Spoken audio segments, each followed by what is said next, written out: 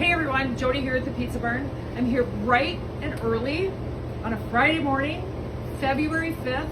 Today is officially Bridget's 20-year anniversary here at the Pizza Barn. If you're watching this after February 5th, you could still wish her a congratulations, but we calculated this morning that she has been here 7,300 days. And while I'm here, she's out there getting ready for the day, folding boxes.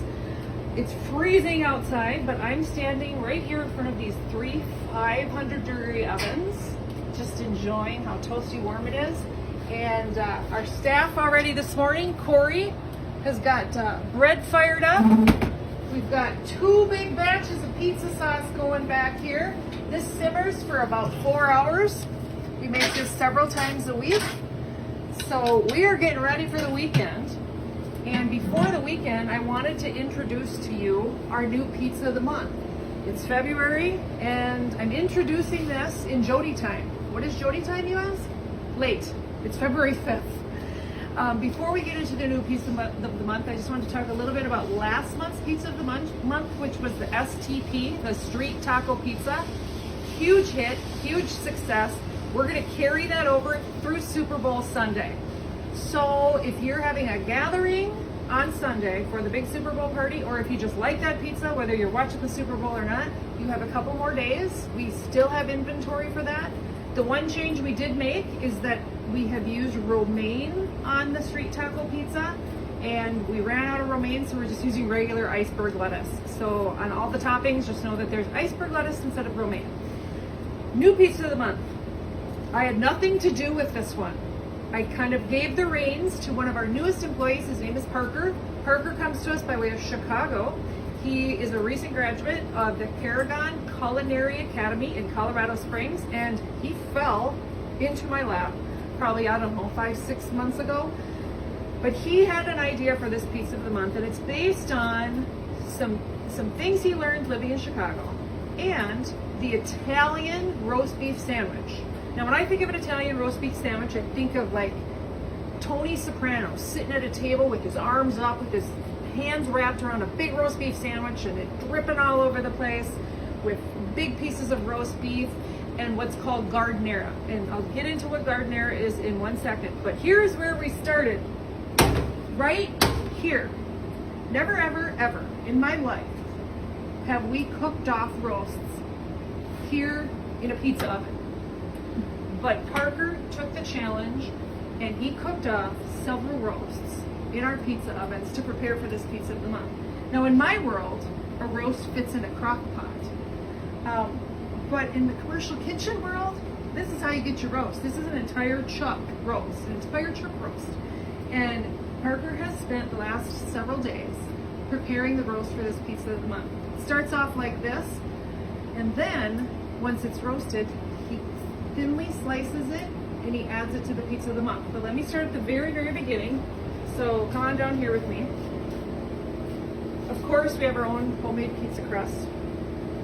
And then we add our own secret recipe garlic butter. It's not a secret anymore. I always tell you it's a secret. It's no secret anymore. Of course, we add our own pizza sauce to that. And then here are the ingredients. So here's Parker's roast beef. We also have a little bit of garlic. So if this garlic butter wasn't enough, we have some minced garlic that we're going to start, and we're going to spread that around on our pizza sauce. Then comes our roast beef.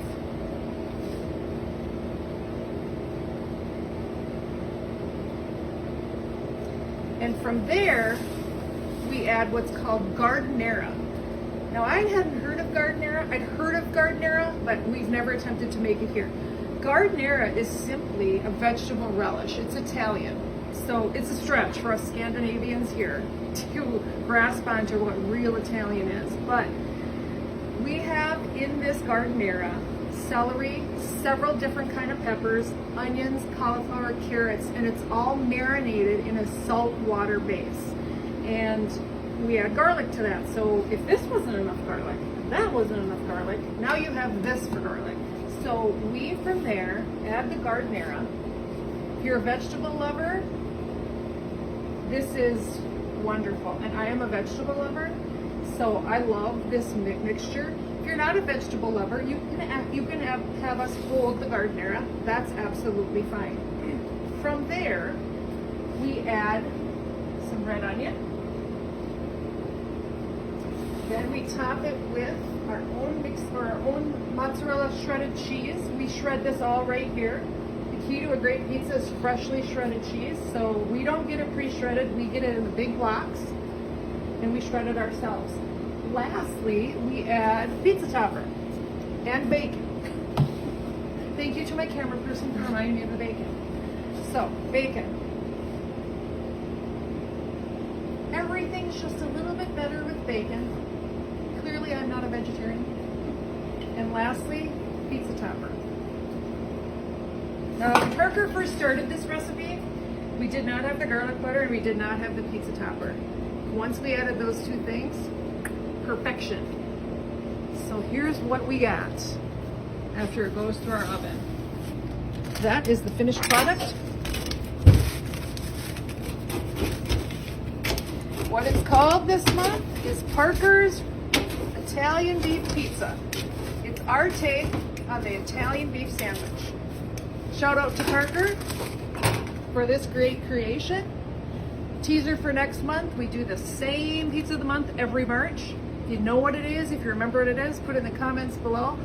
So, the Italian beef pizza, it's available the entire month of February. Dine in, take out, delivery, take and bake as well. Or you can do curbside pickup if you're too cold to get out of your car. Have a great February. Pay attention on February 9th for our National Pizza Day specials. And then, of course, the weekend, the entire weekend of Valentine's Day, heart-shaped pizzas. Have a good month.